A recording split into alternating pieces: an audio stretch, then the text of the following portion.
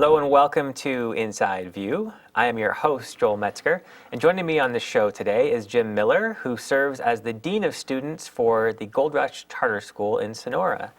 Nice to have you on the show. Thank you, Joel. It's nice to be here. Well, I'm very excited. You know, we almost had you on a while back, and you had a little sickness, so it's really good that we could make this work, because I think you have some of the neatest insights from what I've heard about the educational system and which way we should be going versus some of the ways we are going. And I'm excited to delve into some of those issues. Sure. But for those of our viewers who haven't ever had a chance to meet you or hear about you, tell us a little bit about yourself. So start with where you grew up and some of the things you've done throughout your life. I grew up in Belmont on the peninsula below San Francisco. Okay. Jumping ahead, I started teaching in Australia because I was broke and I had a degree and they were hiring untrained teachers. And I thought I could do that long enough to make some money and move on. And it's 48 years later and I'm still teaching. Still teaching? Still teaching. What made you decide to get a degree in teaching, or was it? Well, I didn't have a degree in teaching. Oh, I had a degree in history, and they would hire anybody who had a degree in those days because they needed teachers. Okay. Right? And what I found was I liked it after not liking school myself, right? So I liked it and stuck with it and came back here, got credentials, and then I've been teaching ever since over here. So what was Australia like as a young man? It's a wonderful country, but this is a long time ago, you have to remember. And when you taught in Australia, it was more like our schools were years before that. When a kid was disciplined, he was caned across the palm of his hand with a piece of dowel, right? And I refused to do that. Of course, I wouldn't have anything to do with that until finally one of my kids asked me what was wrong with me and why wasn't I doing it like everybody else. And then the old "when in Rome" entered my mind. So I had to have a kid caned, but then I didn't have to have anybody caned after that. But now I was accepted. And the system worked. Because here what I see a lot of times is that if you can't discipline a kid and they continue to stay out of control, you wind up sending that kid to the next teacher with a reputation. And the next teacher greets that kid at the door saying, "I know who you are." And right away the kid knows, okay, you don't like me, right? Whereas in Australia, once you were caned, it was over. And there was no sense in talking about it. And very few kids got caned because this was high school. And by that time, you'd already learned your lesson. Got it. But it was wonderful. It was very, very traditional education. Of course, this is pre-computers as well. So people had to learn to read and write and do math and so forth, right? And since I've been back here, you were asking what kinds of things have changed in education as well. As I'd mentioned to you before the show, along in the 70s came an expression, drill and kill, which meant that we were killing the spirit of children if we drilled them on anything. So consequently, kids don't know anything now. They don't know their times tables, but that's okay. We can give them a computer or we can give them a calculator. We quit teaching geography because that takes up a lot of time. And we don't need to know where countries are. It used to teach, you taught physical geography and then you taught cultural geography. Right. We don't do that anymore. And my problem is that, geez, we got into a war in Iraq, and a part of me says somebody didn't know their cultural geography because we unleashed two groups of people that didn't like each other, right? And we should have known that, but we didn't, right? Well, anyway, so the thing is that the school that I'm in now, what we do is we get kids that we test them when they come in, and even though we teach them to the standards the best we can, we remediate them. And we get them to learn their times tables and set them free. And I'll give you one example, which I'd mentioned to you before. A kid who couldn't pass the exit exam because he couldn't do the math part of it. He couldn't pass his times, he didn't know his times tables. So I took him out and taught him some of his times tables. He came back in, took the test, and had a grin on his face, as I said, with the grin past his ears. So the next day I said, "How come the grin was so big?" And he said, "Because I realized I'm not stupid," right?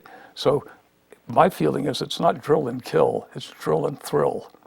Because once you know factual information, you can make all sorts of assumptions, you can make new connections. And there was a Stanford researcher that came up with the idea that, gee, memorization is important because it builds pathways and highways in your brain so you can make connections. Last week I read on the internet, a fellow said, we don't need to memorize anymore, we have Google. And my thing is that, and what happens when the electricity goes off? You know, so the problem that I see is that we don't focus on the things that actually give kids the basis to be able to think on a higher level. We're now trying to teach them to think on a higher level without the facts. So you mentioned Google. Google, Wikipedia, the internet in general, it puts more information at our fingertips than we've ever had in the course of human history. Absolutely. And yet you're saying that that doesn't necessarily make us better, smarter people? Well, let me ask you this. How's our educational scores been in the last 30 years? What direction have they gone? I Down. hear down. They have gone down. How badly have they gone down? Pretty bad. I mean, the top 10% of kids in any school are going to do well, right? Because of parental involvement and because of motivations that come usually from the outside, from home. Mm-hmm. The lower kids in special ed get extra help. The kids in between are lost. So when we're testing and compared internationally, we don't do very well at all. Well, let me ask you this then. We have access to the same information that many other first world countries do. Sure. And yet we're going down and other countries are ahead of us, yet they have access to the same stuff. So what's the difference between? I think part of it has to do with funding of schools, which everybody thinks they're overfunded, but it's very difficult to teach a class of 35 people. I don't know if you've ever been in a meeting with 35 people, but you look around, you see most of them are staring at the ceiling by halfway through the meeting. Mm-hmm. So now you take somebody that's half your age and you put them in a group of 35, it's pretty tough to keep their attention, right? And so we're also doing a thing, we forget that kids are kids. Most kids think of school as being a prison. The best part of school is break and lunch. It's a social time. The rest of it is kind of what you just have to get through. And then you have an awful lot of parents that'll say you just have to go to school because it's a law. So we don't value education very much in this country. And in fact, a lot of things I see, it's like, remember, you're not old enough, but in the 1950s, a very powerful word was to be called an intellectual. Do you hear it anymore? No. Only almost in a derogatory sense. Absolutely. He's an intellectual. He's a pointy-headed intellectual, right? Or what was the one, the nathering nabobs of negativity, right? So we've demeaned the idea of being educated. We just had a kid come to our school who transferred from a local high school, and his mother called up and she said, "Why is he doing homework?" And I said, "Well, because he has to." She says, "Well, I know that, but how come he's doing it?" She said, "He's never done it before in school." I said, "Why don't you ask him?" So she did, and he said, "Because if I did homework in my other school, all my friends would have made fun of me." Okay. It's not cool to be a good student. Why? Because it's not cool. It's just, it's a bother. It's a peer pressure is a thing. It's like usually the lowest common denominator is going to rule, So you're going to be following your peers, and if they're laughing at you for being a student, you're going to give that up in a hurry. Yeah. And the only thing that I keep finding is that the only thing more powerful than peer pressure is parent pressure. And I'll give you a great example of what we teach kids to do, and then I'll tell you about hypocrisy in a minute, which is the fun part. But I always bring up with kids, how many of you have lenient parents? How many of you have strict parents? The lenient parents have kids who can't say no to their peers. So if a kid texts or phones and says, "Let's go rob a bank," the kid can't say no, right? I mean, obviously I'm exaggerating that. But if your friends know that you have strict parents, then you do something that almost every kid has done, but doesn't admit it and doesn't realize everybody else does it. And that is, they say, "I have to go ask my parents." And then they stand there for a few minutes, and then they text back or they phone back saying, "They won't let me go out," having never asked their parents at all. Okay. Now almost every kid I've ever talked to has done that at some point in their life. And so what happens is they need their parents to guide them through it, right? So one of the things, and this will bring up a little bit of this book, one of the things that I do in the book is I try to get people to be hypocrites, and not hypocrites in the negative sense, which we all think a hypocrisy is. But do you know what the original definition of a hypocrite is? I think of saying one thing and doing another. Right. What is the actual? The original definition is an actor on the stage performing. Really? A hypocrite, right? And we're all hypocrites, every one of us, all day long. I'll give you a good example. Your best friend tells you he's going to start a buggy whip factory. You're going to look at him and tell him he's nuts. Your boss is going to say to you, I'm thinking of expanding into the buggy whip business. What are you going to say to him? I will be more hesitant to criticize that idea. Right, of course. Or you might even say something to get out of it, like, that's an interesting idea, boss, right? So we're all acting all the time, and we all have agendas. You have one agenda, I have one agenda. That's to try to make ourselves okay. Kids have one agenda, you have 1,000 to support your one agenda. They have one agenda, they haven't added on to it yet. You've got to pay the bills, you've got to get here, you've got to do that. They just get what they want, right? So parents lose in that battle. A single agenda kid who wants what he wants goes after you and goes after you until you give in. So the trick is that you have to be a better hypocrite. You have to learn how to act as a parent, and you don't have to even believe it, but you have to act it. And so what you have to do is you have to be the boss. And it's a simple thing. It's a real easy deal. And once you learn that really you're just acting, it takes all the pressure off of you. There's every book you'll read about working with difficult kids, which is what I primarily deal with, or kids that are having problems in school, is that you want to figure out why they're doing what they're doing. I don't care why they're doing it. I want to know what you're going to do about it to change it. If you've got a puppy that keeps piddling on the carpet, you're not going to ask why. You're going to figure out what to do, right? So the whole thing is teaching parents to be hypocrites, to be actors, to get the effect they want by producing a role that wins the award, that gets their kid to where the kid needs to be. Now, I don't know if I made sense with all that, but, anyway, I got off track on that one. No, not at all. I mean, I think that's fascinating. Yeah. So how does a parent know what kind of actor they need to be? What if they just simply don't know that? It's easy. I'll tell you what if you read most books on retraining yourself, you're going to set up charts, graphs, reward systems, all this stuff. Who's got time for that, right? And then you're going to write a contract with your kid. Yeah, every kid's going to be, sure, I'll sign that, Dad, right? Now can I have the keys to the car, So what I do is I do something really old-fashioned. It has nothing to do with computers. We can now figure out where our kids' grades are at any minute. We can check. But the parents who are having trouble with their kids, that doesn't do them any good, because they say, look, you're getting an F in this class. Well, the kid's going to give you a million excuses why that's not true. Or if you're really tired when you get home, gee, I didn't get that message. It gets deleted, and it's impersonal. So I make the kids bring home a weekly report card, a paper report card. And if it's a good report card, they get the privileges that they deserve for the next week. If it's a bum report card, no privileges for a week, just a week, because the other problem we have as parents is we think long-term for our kids' future. How are you going to be able to make it? Are you going to be okay? And all this stuff. Most kids are thinking about Friday night. That's about as far into the future when you're a teenager as you think, right? So we're at cross purposes all the time.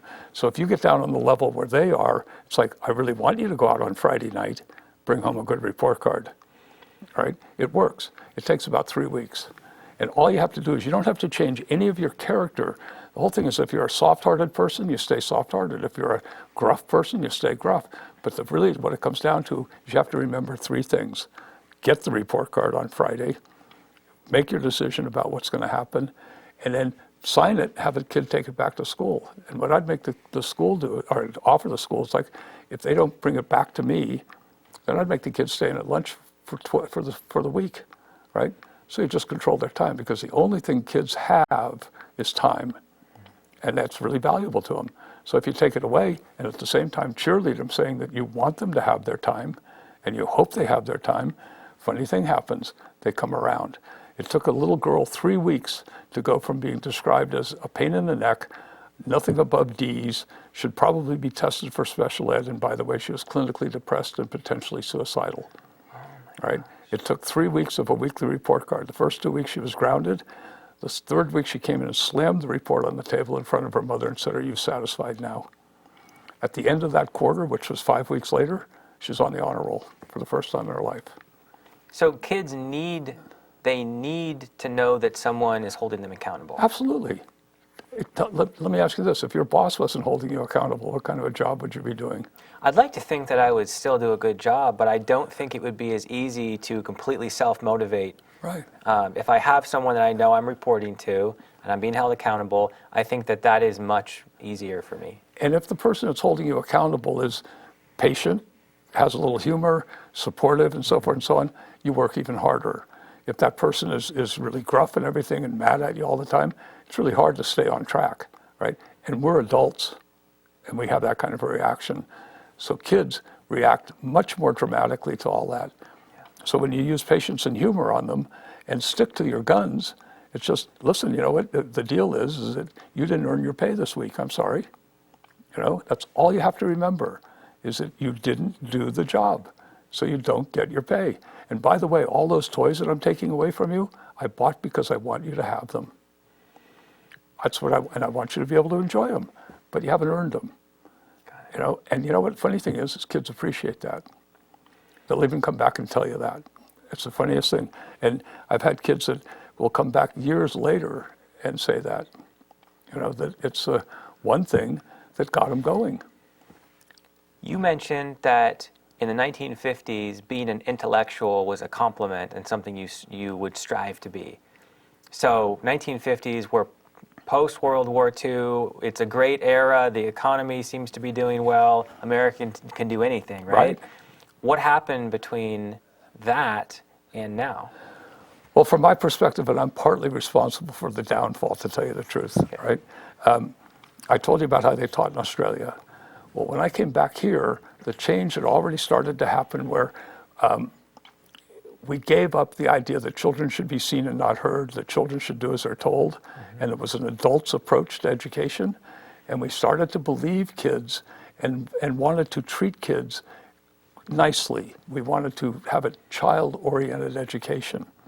And if you've ever watched a kid, if you try to please a kid, you can't. The moment you please them in one area, you need to please them in another one, and another one, and another one. And that starts really at an early age even, almost as a baby, right? So what happened was we decided that we could have kids be excited about learning without any kind of stress, without any kind of duress. And so you're too young to remember a concept that was around in the 70s and late 60s called free schools. You ever heard of a free school? These are wonderful. A fellow in England wrote a book called Summerhill, and he had a school where kids came and they studied what they wanted to study. Great idea, right? The idea translated over here, but we forgot to read the introduction to the book. The introduction to the book said, the man sat down with them and said, figure out what you want to learn. Now you can go ahead and learn it. We just got kids, we started free schools and we said, what do you want to learn? Right? And the kids go, I don't know. So I helped some people from Stanford start one in Palo Alto, and a couple of neighbor kids were in it. And I ran into the kids one day early, and they weren't at school. And I said, why aren't you at school? And they said, because we don't do anything. We go there, and they say, what do you want to learn today? And we say, well, I don't know. We don't know. So we sit around and talk for a while. We watch TV, and we come home.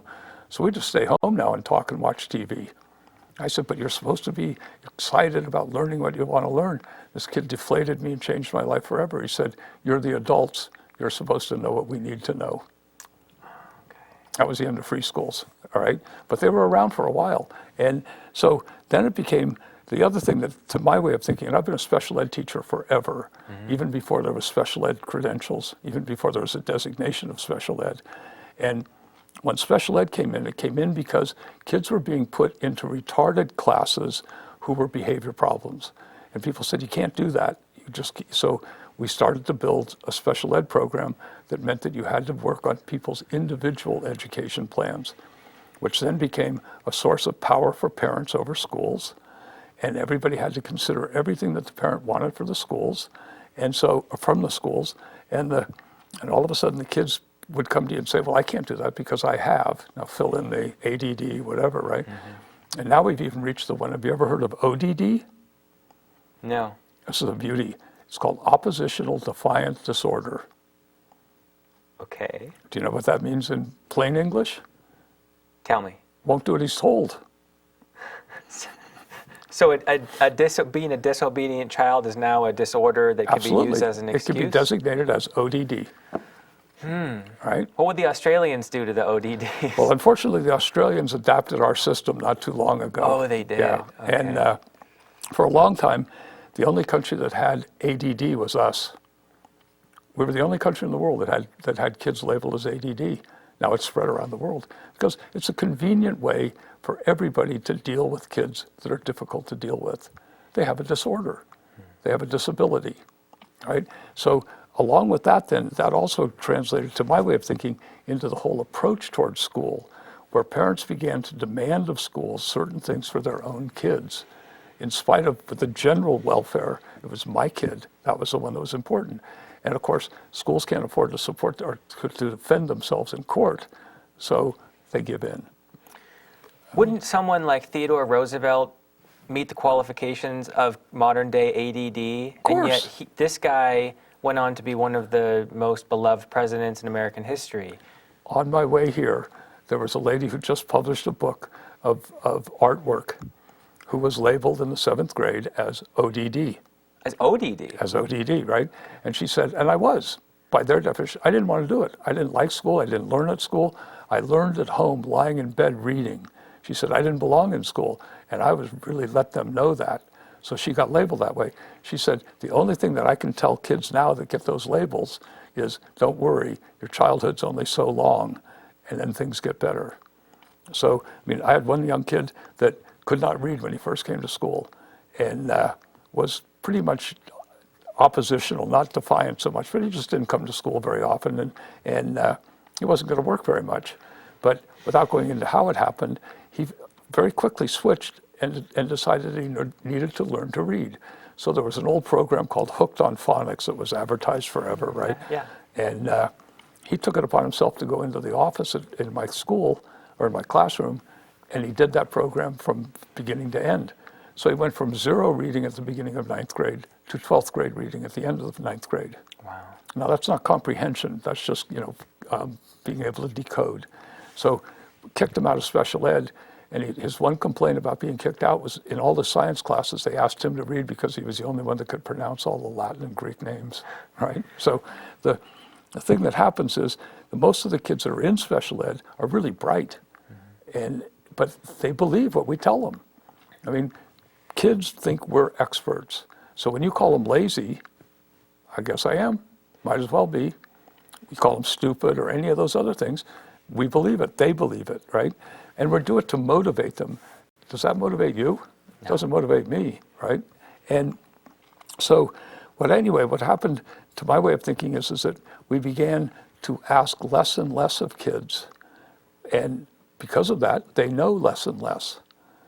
You've got helicopter parents, you've heard of those people? Mm-hmm. Now that it goes even beyond college, where they go in and this is one extreme, where they go in and they're talking to hiring managers saying, hire my child, right? Or why didn't you offer him more money, right? And the other extreme is, I give up, when you're 18, get out, So we don't know what to do. And the thing that I see with every kid that I've ever worked with is that they want to be successful, and they are successful. Unfortunately, most of them are successful in ways that we wish they weren't. What is the right approach to deal with people who have been labeled ADD, ODD, special ed, versus the current approach? How would you do it in the ideal system? Here's what I do at the beginning of every year, what I did do when I was teaching a full class. Kids would come in and I'd say, how many of you like being in special ed? None of them. How many of you have been teased for being in special ed? All of them. How many of you would like to get out of special ed? All of them. How many of you are willing to work really hard to get out of special ed? All of them. I say, now you're giving me your word that you really will work hard to get out. They go, yeah. I say, okay, let's go to work. They go, oh, you mean today? I said, yeah, you just gave me your word, right? So then it's a matter of saying, you have nothing wrong with you. What the problem is that you're behind. And when you talk to a kid who's working on a 4th grade level, you usually find something happened to him at that age that got him off the track or got him off the train, and he couldn't get back on track. He couldn't get back together, so he was behind. So what you do is you say, I don't buy into labels. What I buy into is you're behind, we have to catch up. So for a long time, it's another thing we gave up teaching was phonics. The one thing that was created to be able to codify our speech patterns, we didn't teach it. We had this wonderful thing called whole language. I don't know if you've ever heard of that one, but they were going to learn just kind of organically.